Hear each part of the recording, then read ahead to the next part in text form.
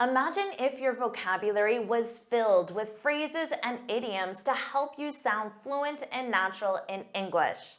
That's exactly what will happen today with this English vocabulary masterclass. You'll learn 233 advanced English phrases and idioms for your everyday conversations. Welcome back to JForrest English. Of course, I'm Jennifer. Now let's get started. Today, you'll learn your new phrases and idioms by reading 4 short stories. Let's begin our first story. Our story today is called Bob's Misadventures at Work. Do you know what a misadventure is?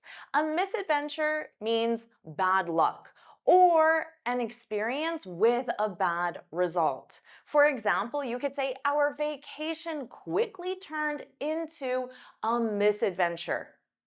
Now let's start our story and learn about Bob's misadventures at work. Bob was thrilled when he landed a job at Tech Solutions, but his first day was a disaster. He spilled coffee on his boss's desk, and her stern look made him realize he was in trouble. So we already know that Bob has some bad luck. This is a misadventure. Now notice here, landed. Bob landed. This means to get. In the past, of course, got. So you can think of it as received. We commonly use this with jobs. I landed the job. I'm thrilled. So notice Bob was thrilled. To be thrilled, and then you conjugate your verb. And if you're thrilled, this means you're extremely happy. Other alternatives, you could say Bob was very happy. It sounds less than thrilled. Or you could say ecstatic, which sounds about the same or even more. Over the moon, that's a fun idiom that means very happy. On cloud 9, you could say Bob was beyond happy. Or you could say Bob was jumping for joy. Now let's look at this sentence structure. Bob was thrilled when he landed a job.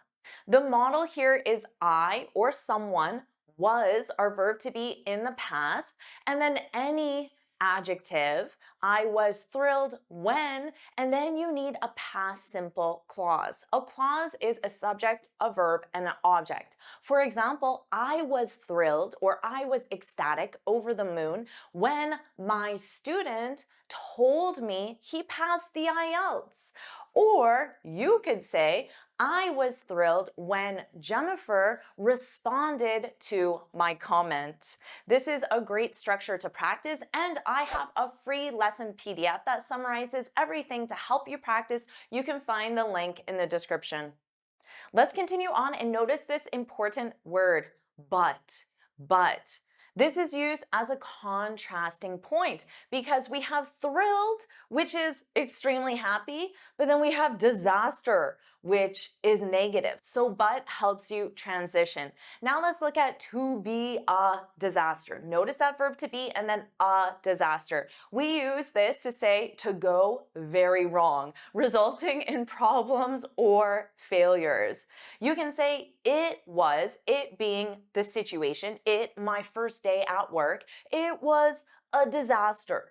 You could sound even stronger and say catastrophe. Repeat after me, catastrophe. Or you could say it was a debacle. It was a train wreck. That's a very common one. It was a nightmare. All of those are alternatives.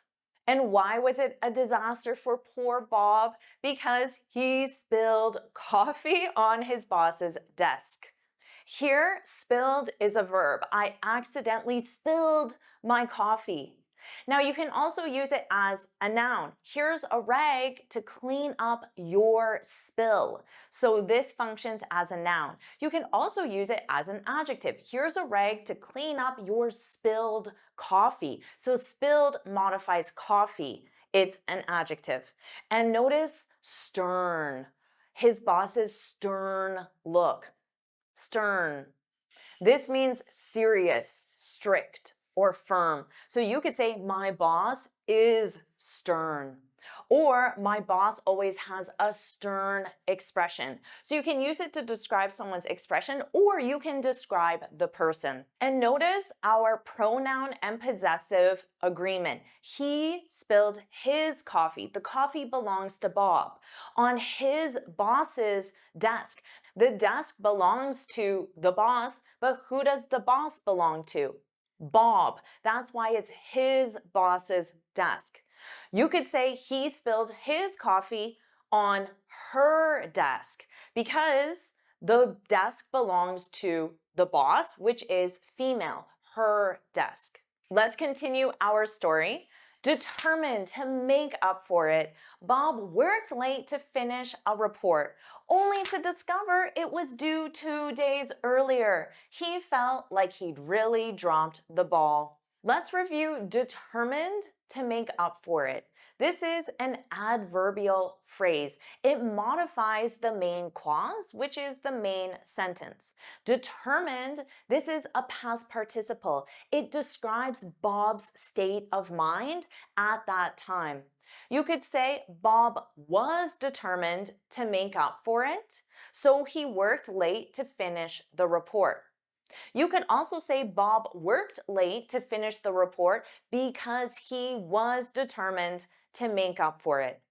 Now let's review to make up for something. This is very commonly used because it means to right a wrong, to rectify a mistake. You could say to your husband, wife, boyfriend, girlfriend, I'm so sorry, I forgot our anniversary.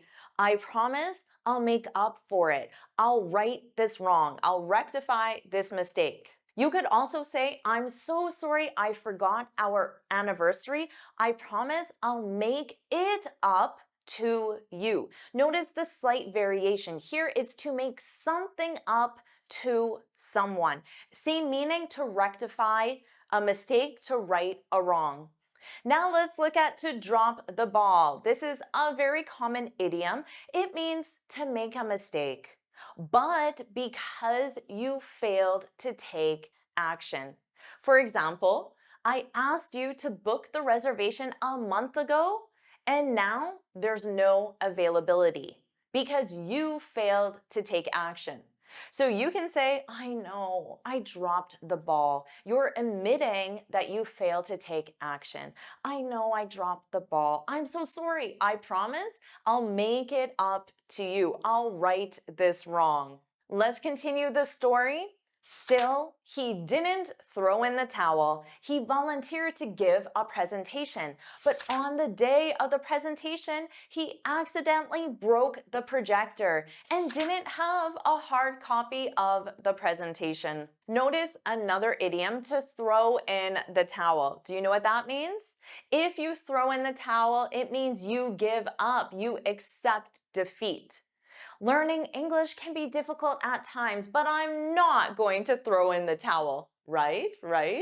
You can say, I'm going to stick with it. If you stick with something, the it being learning English, it means you continue doing something difficult. And that describes you, right? You're going to stick with it. You're not going to throw in the towel. If that describes you, put that's right, put that's right in the comments. Let's look at he volunteered to give a presentation.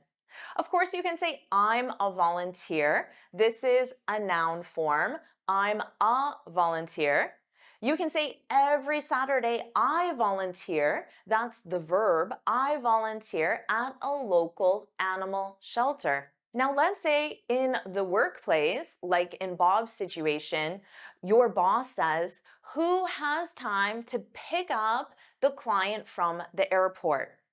And you say, I can do it. In this case, you volunteered to do it. So volunteered is a verb in the past simple. You volunteered to do it. So if you volunteer in the workplace, it means you complete extra duties without compensation. Let's keep going with our story. Hoping for a fresh start, Bob brought donuts to the office. But after getting stuck in traffic, he arrived late. As he passed them out, he tripped and spilled coffee again. His boss half amused, said, "Maybe this is a sign you should give up your coffee habit." Let's review hoping for a fresh start. This is a participle phrase. It explains why Bob did the action. Now, a fresh start, this is an opportunity to begin again. We commonly refer to events such as New Year's, birthdays, new jobs, new relationships, even new locations as a fresh start. It's an opportunity for you to begin again. Let's look at, but after getting stuck in traffic, he arrived late.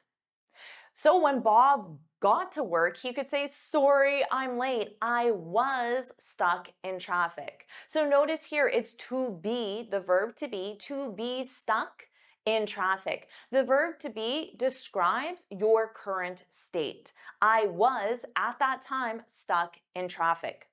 Now, you could also say, "I hope we don't get stuck in traffic." So using the verb get to get stuck in traffic, this is the transition from not stuck to stuck. Now let's look at as he passed them out. To pass or to hand something out means to distribute to a group.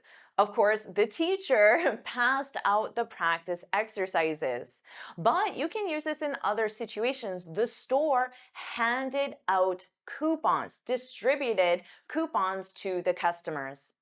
As he passed them out, he tripped and spilled coffee again. Poor Bob. So trip, this is when you catch your foot on an object. Compare that to slip. When you slip, you slide on a slippery surface. You could say, "I tripped on the rock, but I regained my balance." So if you regained your balance, it sounds like you didn't fall. Let's look at his boss, half amused. Half amused. This describes a mixed reaction. So partially amused, which is another way of saying entertained, but not entirely. So also partially the opposite emotion, which could be annoyed or upset because he spilled another coffee. So the boss could say, "If you spill another coffee, you're fired." Ooh, you're fired. And I'm only half joking. We use this a lot to say I'm half joking. This means I'm partially serious, but partially joking. I'm half joking. So now that you understand all the vocabulary, let's read the story from start to finish. Bob's misadventures at work. Bob was thrilled when he landed a job at Tech Solutions, but his first day was a disaster. He spilled coffee on his boss's desk, and her stern look made him realize he was in trouble. Determined to make up for it, Bob worked late to finish a report, only to discover it was due 2 days earlier. He felt like he'd really dropped the ball. Still, he didn't throw in the towel. He volunteered to give a presentation. But on the day of the presentation, he accidentally broke the projector and didn't have a hard copy of the presentation. Hoping for a fresh start, Bob brought donuts to the office. But after getting stuck in traffic, he arrived late. As he passed them out, he tripped and spilled coffee again. His boss, half amused, said, "Maybe this is a sign you should give up your coffee habit." Are you enjoying this lesson? If you are, then I want to tell you about the Finally Fluent Academy. This is my premium training program where we study native English speakers from TV, movies, YouTube, and the news so you can improve your listening skills of fast English, expand your vocabulary with natural expressions, and learn advanced grammar easily. Plus, you'll have me as your personal coach. You can look in the description for the link to learn more, or you can go to my website and click on Finally Fluent Academy. Now let's continue with our lesson. Amazing job. Let's move on to our next story. Our story today is called The Unexpected Gift. Tom was at his desk when a large package showed up by the office door. He hadn't ordered anything, so this was unexpected. His coworkers gathered around as Tom ripped open the box, eager to see what was inside. We'll review the important vocabulary that you need to know as we read the story. First, let's discuss to show up. This means to arrive or appear either unexpectedly or after being awaited, which means someone expects you. For example, she showed up late because of the traffic. So in this case, she arrived. It was expected. Or you could say, I was in my PJs, my pajamas. I was in my PJs when my friends showed up at my house with pizza. Now this could be expected or unexpected. It depends on the context, but we commonly use this when it's a surprise. Let's discuss to gather around. This means to come together in a group, often to look at or to listen to something. So maybe you and all your friends gathered around the computer to watch the funny video or the JForrest English video. You can commonly use this in a workplace setting and say the employees gathered around the conference table for the announcement. Now let's talk about to rip open, our phrasal verb, something that maybe you do when there's an unexpected package or envelope or a gift you're excited about. This means to tear something apart quickly and forcefully, but this often refers to packaging. So like I said, boxes, presents, envelopes.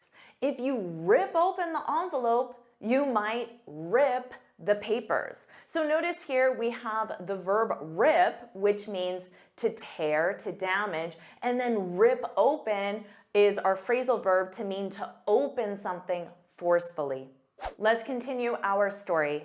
To everyone's surprise, out came a bright pink flamingo lawn ornament. Baffled, Tom held it up for everyone to see. Is this some sort of joke? He asked, trying to wrap his head around the bizarre gift. Lisa, his coworker, smirked. Maybe it's a hint that you need a vacation. Let's review to be baffled. Did you notice that? Baffled. This means to be confused by something. So notice this sentence structure. I was baffled. This is the passive form. The subject, I, is not doing the action. The subject is receiving the action. I was baffled by the strange instructions. So as the active form, what would you say? The instructions or the strange instructions baffled me, confused me. So this is commonly used in the passive. Let's review to wrap one's head around something. This is an idiom. It means to understand something difficult or complex. For example, I can't wrap my head around how to use English articles. So English articles, that's the something that's difficult or complex that you need to wrap your head around. Would you agree with that? How about this one? It took me a while to wrap my head around the instructions. At first, I was baffled. I was baffled by the instructions, but then I wrapped my head around them. Let's review to smirk. To smirk. This is to smile in a self-satisfied or sarcastic way. He smirked when he corrected his English teacher's grammar. Maybe you have done that. Let's review a hint. So this is a noun. A hint is a small suggestion or clue that gives information indirectly. Let's review this one. I can't give you the answer, but here's a hint. Here's a clue, a piece of information to help you solve the puzzle or answer the question. But let's review this. She hinted that she wanted to go to Hawaii for her birthday. So notice here it's a verb. She hinted. in the past simple. So she said it, but she said it indirectly.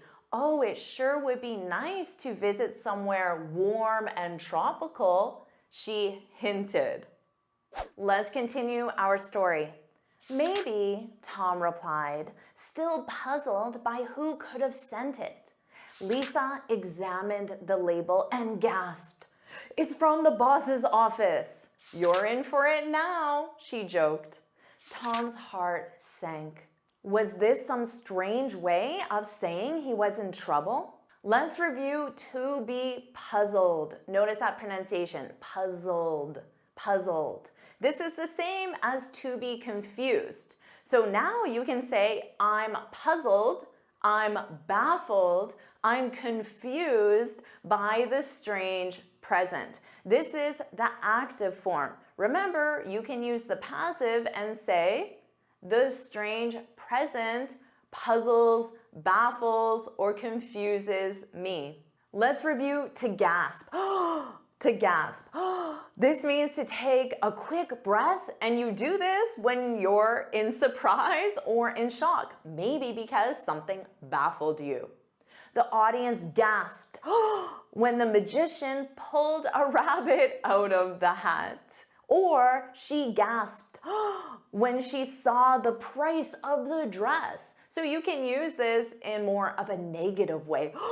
That's so expensive, that's ridiculous. Or maybe it's because it was so cheap, but she thought it would be so expensive, so she's excited. Let's review to be in for it. This is an expression. It means to be in trouble. So the in for it represents in trouble. I'll be in for it if I show up late, if I arrive late. This is the same as I'll be in trouble if I show up late. Let's look at someone's heart sinks. This is when you feel a sudden disappointment. It could also be because of fear. My heart sank when I found out I had to give a presentation to pass the class. Sudden disappointment or fear. Her heart sank when she failed the exam. Let's continue the story. Feeling anxious, Tom tentatively knocked on the boss's door to get to the bottom of it. Did you send me this? He asked, holding up the flamingo. His boss laughed. I wish I could take credit for it, but it's not from me. Let's review tentatively.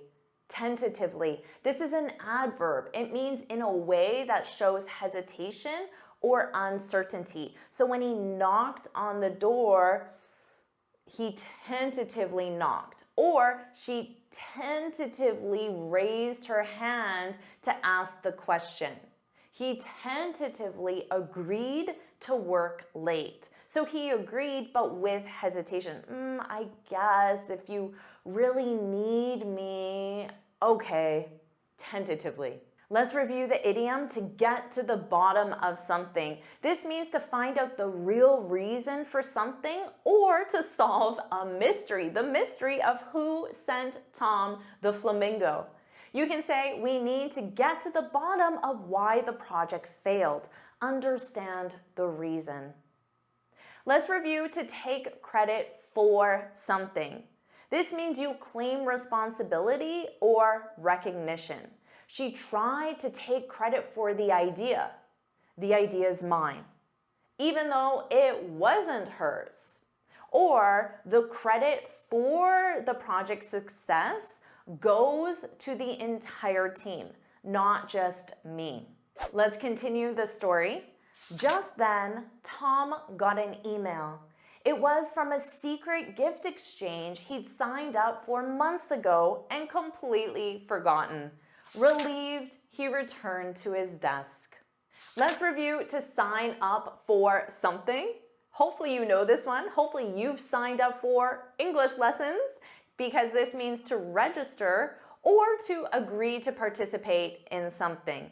I signed up for a yoga class next week. The final part of the story. Well, he said, placing the flamingo beside him, it looks like this is here to stay. Let's look at the expression to be here to stay. This means to remain for a long time or to remain permanently. For example, during the pandemic, everyone thought social distancing would be here to stay. So everyone thought it would be here permanently or for the long term. Thankfully, it wasn't. Now, hopefully you're thinking Jennifer's YouTube channel is here to stay. I'm not going anywhere. It's here to stay.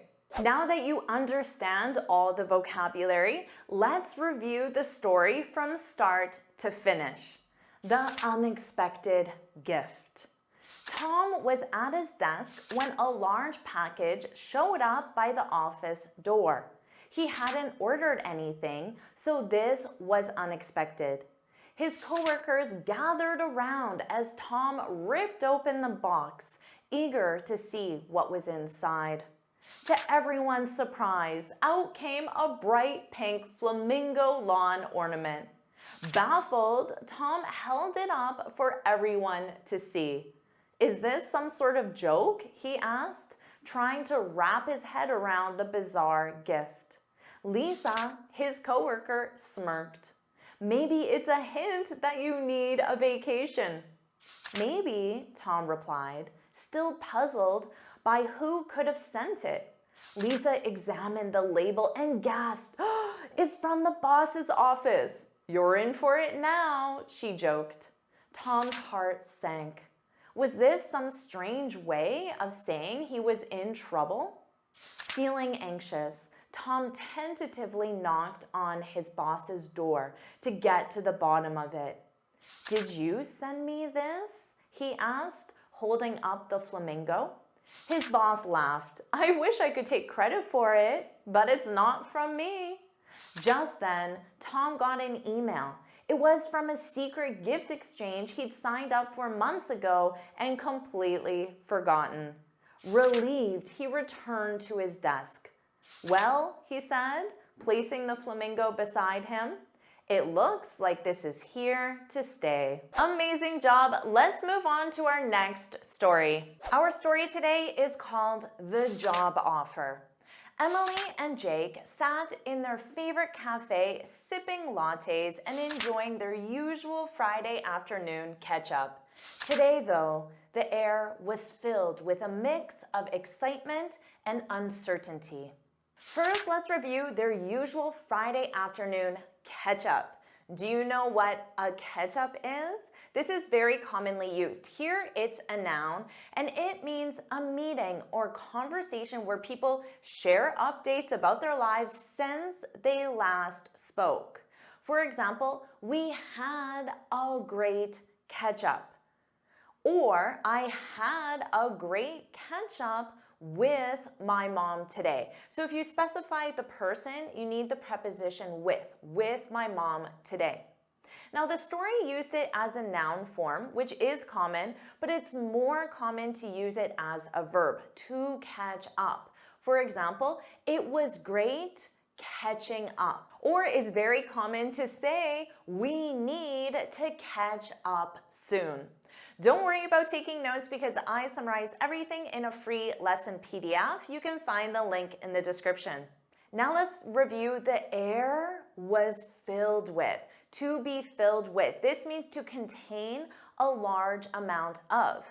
We use this a lot in our daily lives. For example, "My closet is filled with boxes of old photos." So there is a large amount of.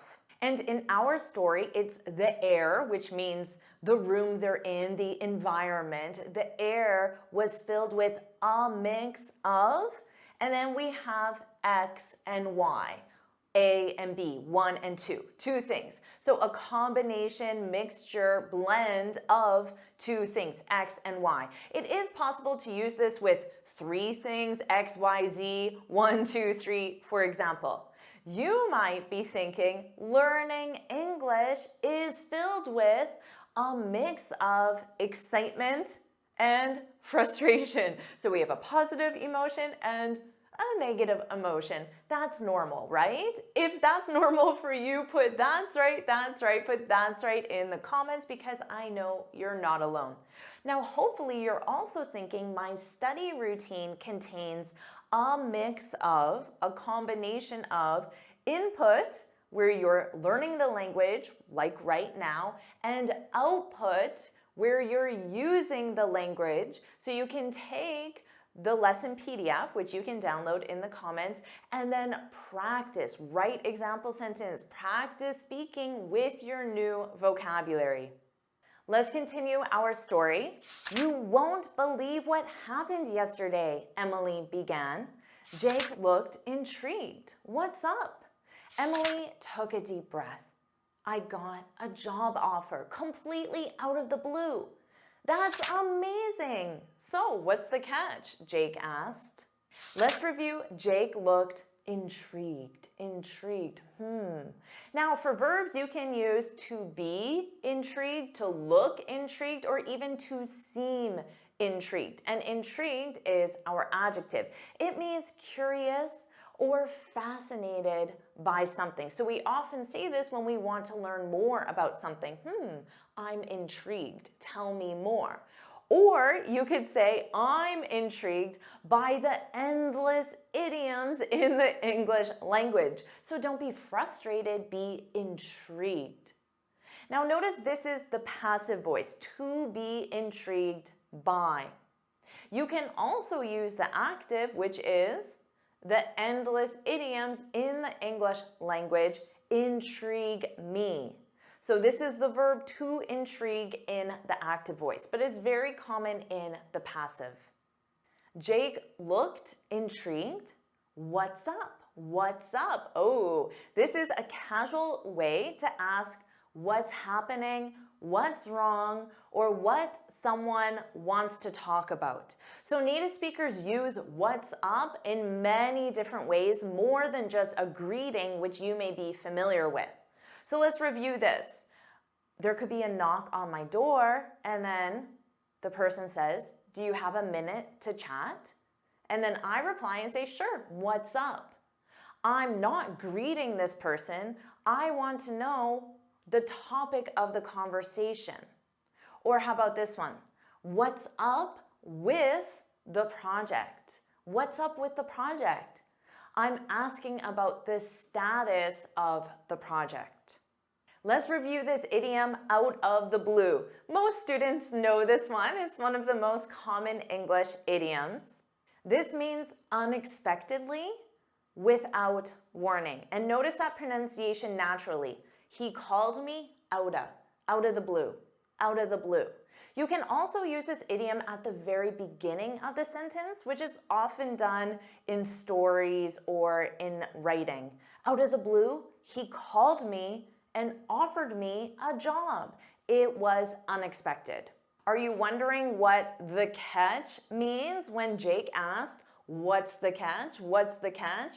Well, the catch, this is a noun, and it's a hidden problem or disadvantage. So you'll learn what the catch is in the next part of our story. It's for a startup that's just getting off the ground. The role is great, but I'm not sure how stable it is, Emily explained, her voice tinged with doubt. Jake nodded. Taking a leap of faith is scary, especially when things aren't set in stone. But this could be a golden opportunity. So do you now understand what the catch is? Remember, this is a hidden problem or a disadvantage. So what's a disadvantage? If Emily accepts the job, it may not last long. The job itself may not last long. Because remember, they said it's getting off the ground. This is an idiom, to get off the ground, and this means to start or succeed. So, as an example, did you know, and this is from Google, I don't know how accurate this is, but only 10% of startups ever get off the ground, which means ever succeed, ever fully start. So that means 90% of startups fail. So that's the hidden problem or disadvantage in Emily's job offer. That's the catch. And just in case you're not sure, a startup, this is a young company in the initial stages of operation. Let's review her voice tinged with doubt. Notice that pronunciation, tinged. To tinge with an emotion, this means that Emily's voice contained a small or subtle amount of that emotion, in this case, doubt. You could say her voice tinged with fear when she asked her boss for a promotion. There was a small amount of fear in her voice. You can also use the noun form and say there was a tinge of fear in her voice when she asked her boss for a promotion. Let's review a leap of faith. This means that you take a risk based on belief or trust in something uncertain. That's a leap of faith. For example, he took a leap of faith by moving to a foreign country. So your verb is take, and that's what you need to conjugate. So here in our story, Jake said, taking a leap of faith is scary, especially when things aren't set in stone. Do you know what this means? To be set in stone. This means fixed or unchangeable. You can say the agenda, something, isn't, our verb to be, isn't set in stone. Now notice this is in the negative. So if it's not set in stone, it means it can be changed or modified. But if someone says, sorry, the agenda's set in stone, they're letting you know that changes cannot be made. It's unchangeable. Let's review a golden opportunity. This is a great chance to achieve something. Maybe meeting the CEO is a golden opportunity. If the CEO knows your name, knows what you do, maybe she'll think of you when there's a promotion available. It could be a golden opportunity. So it sounds like Jake is trying to reassure Emily. Let's continue our story. True, Emily agreed, but I've got a good thing going at my current job. I don't want to bite off more than I can chew. And what if it doesn't pan out? What if I regret it? Let's review the idiom to bite off more than one can chew. Do you know this idiom? This means to take on, to accept, to take on more responsibility than one can manage. I'm sure you've done this at some time in your life. For example, I agreed to plan the conference, but I think I bit off more than I can chew. So it sounds like it's a bigger job than the person expected, or they have many other jobs, which makes it difficult. Now let's review to pan out. This is a very common phrasal verb, to pan out. This means to develop in a particular way, and that particular way is successful. Let's review this example. Your friend might say to you, I thought you were spending the summer in Greece, but it's summer and you're at home, not in Greece. So you can reply back and say, unfortunately, our trip didn't pan out. So we commonly use this in the negative, didn't pan out, didn't happen in a successful way. Notice how Emily said, what if I regret it? Regret it. What does the it represent? Well, if you put it in a full sentence, you need to use the gerund verb. What if I regret quitting my job? Or what if I regret accepting the new job? Both of them would work in this situation. Let's continue the story. Jake shrugged. There are no guarantees in life, but you can't live in fear. You're smart and capable. If it doesn't pan out, you'll bounce back. If you stay where you are, you might miss out on something incredible, Jake said, his enthusiasm infectious. Notice we're using pan out again in the negative. If it doesn't pan out, if it doesn't happen successfully, you'll bounce back. Do you know what this means? To bounce back. This means to recover quickly. You can use this in a situation of success and failure, but we also use this with our health. For example, he bounced back quickly after the surgery. He recovered quickly. Let's review. You might miss out on something. Ooh, to miss out on. Everyone's fear. This is when you lose a chance or opportunity. It's very common for native speakers simply to say, don't miss out. Don't miss out. Now, if you use the something, you need the gerund verb because you also need the additional preposition on. Don't miss out on joining. And Jake said you might miss out on something incredible. Incredible is an adjective that means extremely good. You can say, the new job is incredible. Instead of incredible, you could say amazing, extraordinary, awesome, remarkable. All of those are synonyms. Notice how it said his enthusiasm infectious, infectious. If something is infectious, in this case, a positive emotion, it could be a negative emotion, it means it has an effect on someone and it makes them want to experience it too. So Jake's positive attitude is infectious. This means Jake is positive. So now I feel more positive because it's infectious. Let's continue our story. Emily sighed, feeling lighter. I was really on the fence, but talking to you helped. You know what? I'm going to go for it. I know it's a gamble, but you're right. I'll bounce back. Jake grinned. That's the spirit. And Em, remember, I've always got your back. Let's review. Emily sighed. Emily sighed, feeling lighter. So to feel lighter, this is when an emotional weight or burden has lifted. It's no longer there, so you feel lighter because that emotional weight was making you heavy. You might say, I feel lighter now that my exams are over. Or you could say, I feel lighter now that I've made a decision. And this is what happened to Emily, because remember, she said, I was really on the fence. To be on the fence, this means to be undecided, unsure what action to take. But all of that indecision can weigh you down. So you might say, we're on the fence about where to go for vacation. Someone could ask you, are you going to Greece on vacation? And you can say, we're still on the fence. So this means you haven't decided. Maybe you will, maybe you won't. But Emily is no longer on the fence because she said, I'm going to go for it. So to go for it, this means to take a risk and try something.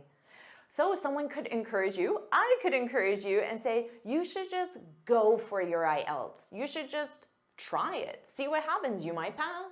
Or I could ask you, why haven't you scheduled your IELTS yet? You should just go for it. So we use this to encourage.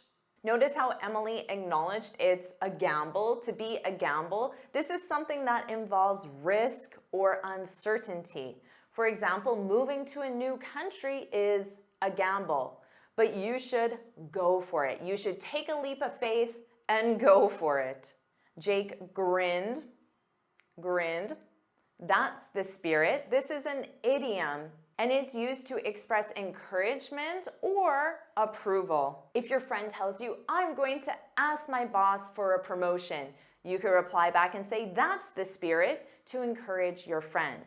Or your fellow student says, I'm going to start speaking in English every day. And you can encourage your fellow classmate and say, that's the spirit. And Jake ended with something very positive. I've always got your back. Remember this, because to have someone's back, this is an idiom, and it means that you're there to support or help someone when they need it. It's a very encouraging thing to say to someone. For example, if you need help today, I've got your back. This sounds like I can call you if I need it. Now that you know all the vocabulary, let's review the story from start to finish. Emily and Jake sat in their favorite cafe, sipping lattes and enjoying their usual Friday afternoon catch-up. Today, though, the air was filled with a mix of excitement and uncertainty. "You won't believe what happened yesterday," Emily began. Jake looked intrigued. "What's up?" Emily took a deep breath. "I got a job offer, completely out of the blue." "That's amazing. So what's the catch?" Jake asked. "It's for a startup that's just getting off the ground. The role is great, but I'm not sure how stable it is," Emily explained, her voice tinged with doubt. Jake nodded. Taking a leap of faith is scary, especially when things aren't set in stone, but this could be a golden opportunity. "True," Emily agreed, "but I've got a good thing going at my current job. I don't want to bite off more than I can chew. And what if it doesn't pan out? What if I regret it?" Jake shrugged. "There are no guarantees in life, but you can't live in fear. You're smart and capable. If it doesn't pan out, you'll bounce back. If you stay where you are, you might miss out on something incredible," Jake said, his enthusiasm infectious. Emily sighed, feeling lighter. "I was really on the fence, but talking to you helped. You know what? I'm going to go for it. I know it's a gamble, but you're right. I'll bounce back." Jake grinned. "That's the spirit. And remember, I've always got your back." Think of everything you've learned. Let's move on to our last story. Our story is called Stella the Star by Siri. Siri is the digital assistant if you use an Apple device. Now, I came across this story the other day and I thought it was so cute. It was so touching. I wanted to share it with you, and you will learn lots of great vocabulary along the way. Notice I said I came across this story. When you come across something, I came across this story, you find it by chance, which means I wasn't specifically looking for a story that I could share with you. I was just doing something totally different, and then I came across this story. Now, it's possible that you came across this video. So if this video was shown to you and you weren't planning on watching a video to help you learn English through stories, but you thought it sounded interesting, so you clicked on it, you came across this video. And I am so happy you did. And if you're happy as well and you're excited to learn this story and improve your English along the way, then put in the comments, "I'm so happy I came across this video." Of course, came is the past simple of the verb to come across, and you came across this video. So put it in the comments. Now let's talk about this story, Stella the Star. Of course, you see many stars in this picture here. And notice how some of the stars are drawn into pictures, a picture of a boat. Do you know what this is called? It's called a constellation, which is a group of stars. And generally, we try to form an image of them, and we have a name for them, like the Big Dipper you may be familiar with. We call that a constellation. And do you notice that Stella is right here in the name, Stella? So that's probably where the name Stella the Star came from, the fact that this is a constellation. So that was actually very clever of Siri or whoever wrote this story. Now let's get started with the story. Up above in outer space, among all the stars watching over us, there was a lonely little star named Stella. Let's talk about among, because this is a great preposition. Among means part of a group. So we have Stella, one star among all the stars. So you can understand the meaning here. One star, part of the group of stars. That's the easier way to use among. We do use this in more advanced ways, which you can feel comfortable with. there was a lot of celebrating among the students. So this is a more advanced way of saying the students were celebrating. The students were celebrating. Not only is it slightly more advanced, but it also changes the focus, because notice here the sentence starts with there was a lot of celebrating. So in this case, it focuses more on the celebrating, the event or the activity or the emotion. And then this is telling you who, and it's the group of students. There was a lot of celebrating among the students. The students were celebrating. There was a lot of confusion among the students. The students were confused. Again, it just focuses on the confusion more. So that's a more advanced way that you can use the preposition among. No one had ever made a wish upon her. Her, of course, being Stella. Remember, Stella's a star. And in North America culture, at least, you can let me know if this is the same in your culture. It probably is, but maybe it's not. So let me know. It's very common to look up at the stars and make a wish on a star. So that's something that we do, especially as children. You'll look up, you'll find a star, and you'll wish upon it. You wish upon the star. Let's talk about upon. This is a more formal way of saying on, but we use it in very specific situations. We use it in a more poetic sense, and that's why it's being used in this poem, this short story. You could say wish on a star, and that would be correct. Or you could say wish upon a star, and that's correct. It sounds more formal and it sounds more poetic. So in most cases for you, for everyday use, use on, because I wouldn't say I have a meeting upon Monday. That sounds awkward. You would say I have a meeting on Monday. But there is one time that we commonly use upon, and that is to mean as or shortly after something happened. For example, upon talking to the students, I realized there was a lot of confusion among them. Now, I didn't have to say among them. I could have just ended. I realized there was a lot of confusion because it's obvious the confusion belongs to the students because that's the only subject I have here, but you can use among them and then you're practicing what we've already learned. So here in this case, upon represents as I talked to the students or after I talked to the students. And I'll add shortly after I talked to the students. But notice here, upon talking, you need that verb in ing because upon is a preposition. Here, if you said as I talked, because you have a subject, so you're just going to conjugate your verb. As I talked, shortly after I talked to the students. So this is one area where you can use upon, and it does sound natural, but it sounds slightly more formal, I would say. Let's continue. No one had ever made a wish upon her. Oh, poor Stella. In fact, no one on earth had even looked at Stella because she was so small and far away. Let's talk about in fact, because adding transition words to your vocabulary can really help you sound more advanced.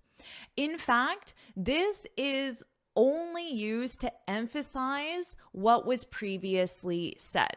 So previously, the story said no one had ever made a wish upon her.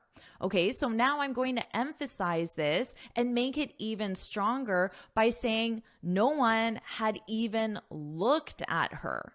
So it makes it even stronger. The fact that Stella, the star, is neglected or lonely is emphasized. In fact, as a transition word, you could remove it and the sentence would still be grammatically correct.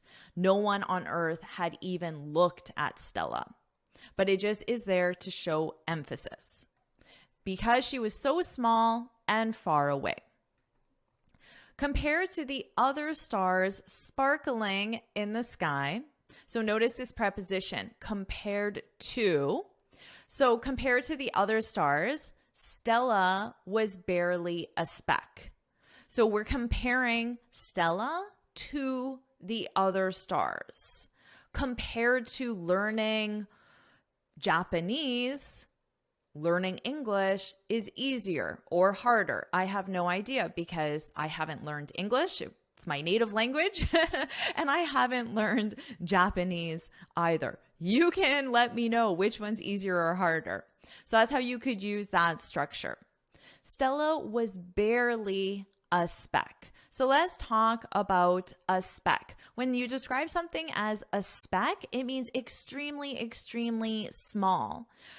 So you could say, oh, you have a speck of dirt on your shirt. So I know it's just a tiny amount of dirt on my shirt. So I might not be too concerned if it's just a speck because it's very, very small. Here's another example. The painters left specks of paint, very, very small amounts of paint all over the floor. So you might not even notice them unless you're looking directly at them. So, but notice here, this is the noun paint, and then speck describes the paint. And it's plural because there's more than one, specks of paint. But in this case, it's describing Stella as a speck, barely a speck. Barely here makes it even sound smaller because barely represents not even a speck, barely a speck.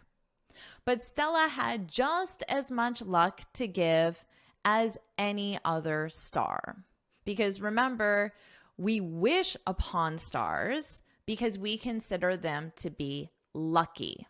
Let's talk about luck and lucky because they're both commonly used. You can say, oh, you're so lucky, you won the prize. When you're lucky, it means good things happen to you, but by chance, there's nothing you did to win the prize. It was completely random by chance. You're so lucky.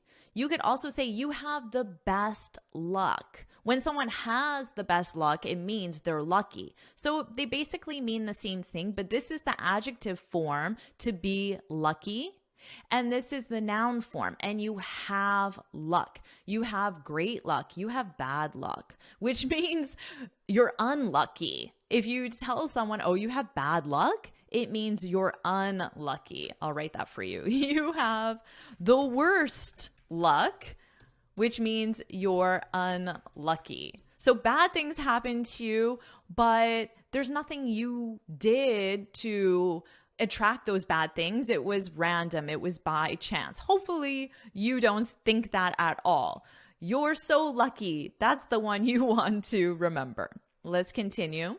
Being there for someone is what gives stars their inner glow. So notice here, being there for someone, this is a gerund sentence. We're starting the sentence with a gerund verb.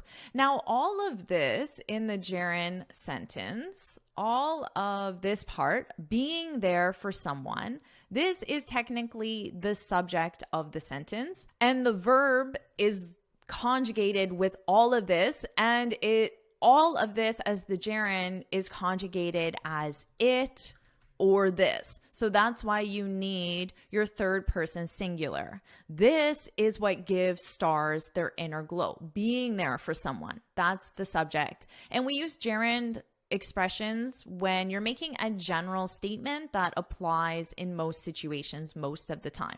She wished she could be the brightest, like Sirius. Now, Sirius is a constellation. Do you remember what a constellation is?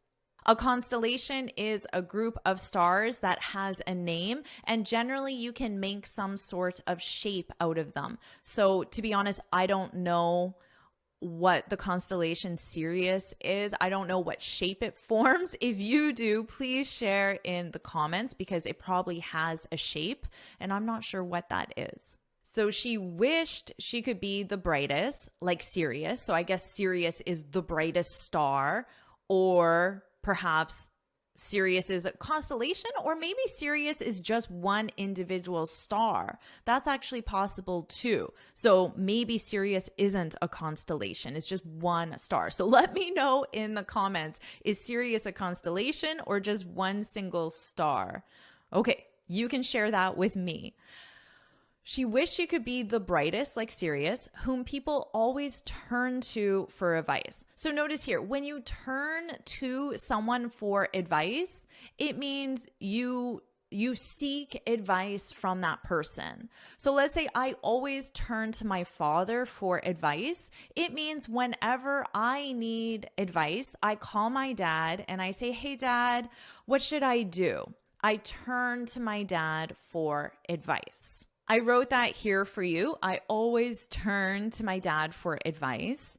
Now, you can also turn to someone for specific advice. When it comes to learning English, I hope you turn to me for advice. You come to me, but specifically advice for learning English. So if you do, put this in the comments. Jennifer, I turn to you. I turn to you, which means you seek advice from me specific to learning English. Clearly, I can't give you advice about the stars or constellations because I don't even know what Sirius is. So maybe I turn to you for other advice as well. Okay, so that is to turn to someone for advice. And remember, turn to you for advice if you included the word advice. Now, let's talk about whom. I know this confuses students a lot, but also just know it confuses native speakers. Native speakers generally replace whom with who because they're not overly confident with using whom. So you will hear that a lot from native speakers. If you're wondering why, it's just because we're more confident using who. You need to use whom when it's the object of the sentence. Who is the subject and whom is the object?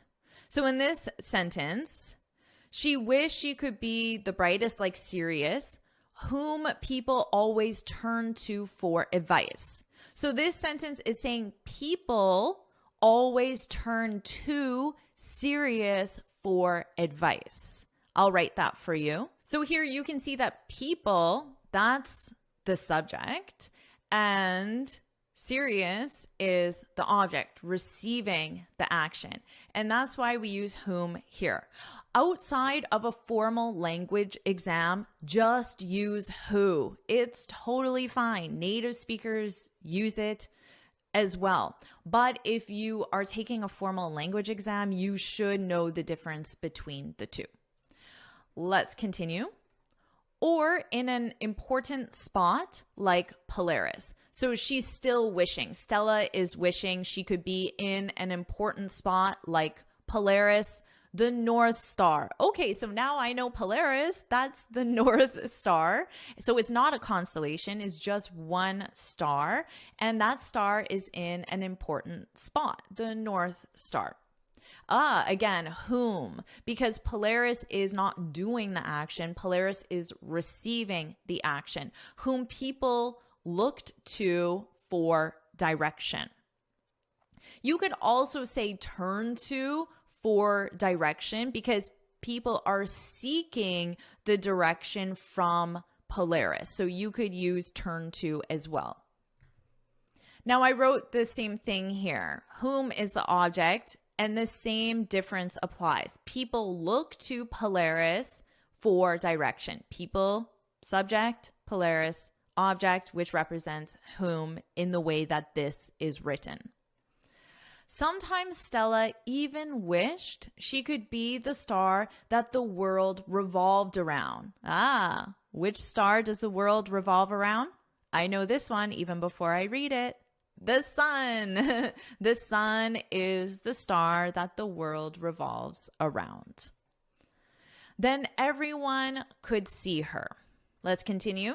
Stella wished and wished and wished these things, but her wishes never worked.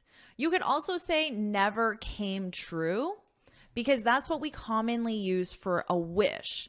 Her wishes never came because that's the past simple of come. Her wishes never came true. I wish something, but it didn't come true. I wish something, but it didn't work. Although they use work in the story, it is more common to use come true specific with wish. For example, I hope all your wishes come true. I wrote this here for you, and you could also say, I hope all your dreams come true. Same thing, I wouldn't say I hope all your dreams work. All your wishes come true, your dreams come true. So I personally prefer that instead of work, but obviously I understand what that means. In fact, we already know what this is used for. It's used to emphasize. So the next sentence, without me reading it, I know is going to emphasize something about her wishes not coming true. So let's read this. In fact, the more Stella wished, the more unlucky she felt. So remember, if someone is unlucky, you can say that person has what? She has bad luck. Luck is the noun and the verb is have, and we have to conjugate it with our subject. The more unlucky she felt, the more bad luck she had, written another way. Then one night, Stella got an idea.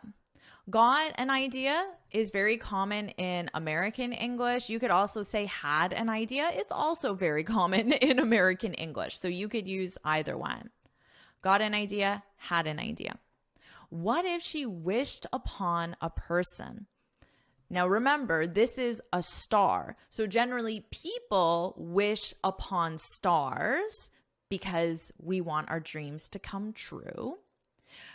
So now the story is saying this star is going to wish upon a person. That's pretty cute, isn't it?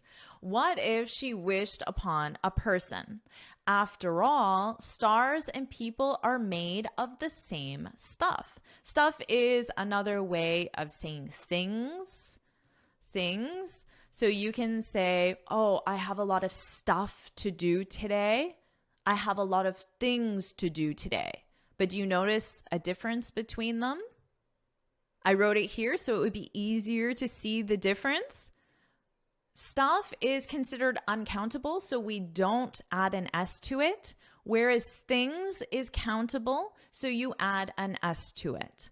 So stuff represents many different things, but it is uncountable. So don't make that mistake. But both of them are very commonly used.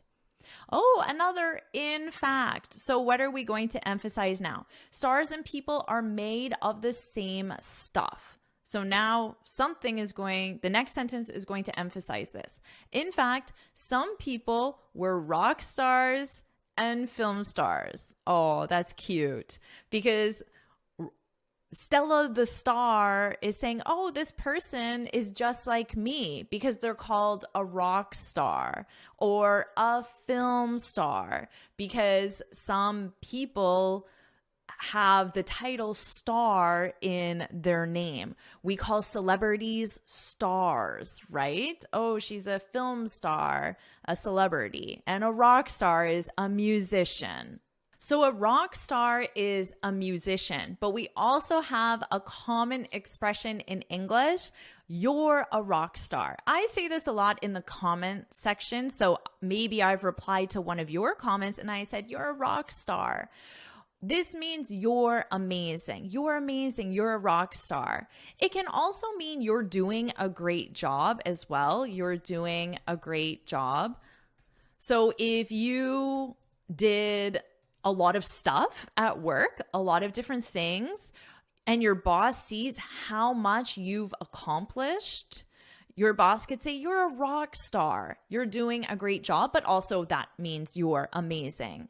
So I want you to put in the comments, we're all rock stars. We're all rock stars because we are. You're a rock star. I'm a rock star. We're all rock stars. We're all amazing. Put it in the comments. Let's spread some positivity. That's what Stella's doing with this story, spreading positivity. So let's do the same and put we're all rock stars in the comments. So some people were rock stars and film stars. Surely they would be able to help her because remember, they're made of the same stuff. They're both stars. This is such a cute story. But as Stella looked down at all the billions of people on Earth, she realized that maybe there were people out there just like her. Finally, Stella knew what to do. Just one thing here, all the billions of people, you can say all the billions or all of the billions. Both of them are grammatically correct. It is more common to leave out the of and just say all the billions of people instead of all of the billions of people. When we're talking in more of a general sense, you can use of. But when you're talking about a more specific group, so for example, the people on Earth, then you can just get rid of. So ultimately, either one is correct. Let's continue our last paragraph. Now, every night, Stella wishes upon anyone who feels small and unseen. Unseen, this is another word for invisible. Invisible. A lot of people in this world feel like they're invisible. So Stella is going to wish upon you and remind you that you're not, that you are a rock star. So remember, Stella's wishing on you because she feels small and unseen. So she wants to wish upon someone who feels the same, who feels small and unseen, invisible, hoping they'll look up and find her and feel the inner glow of knowing that they're not alone. So the inner glow of knowing, if you feel like you're not alone, that will make you feel warm on the inside. And sometimes when someone is very happy or positive, we say, oh, wow, they're glowing. We describe someone who looks extremely happy. For example, a bride on her wedding day, as a compliment, someone would say, you're glowing, which is another way of just saying you look so happy. And that is what Stella is hoping will happen for people when she wishes upon them.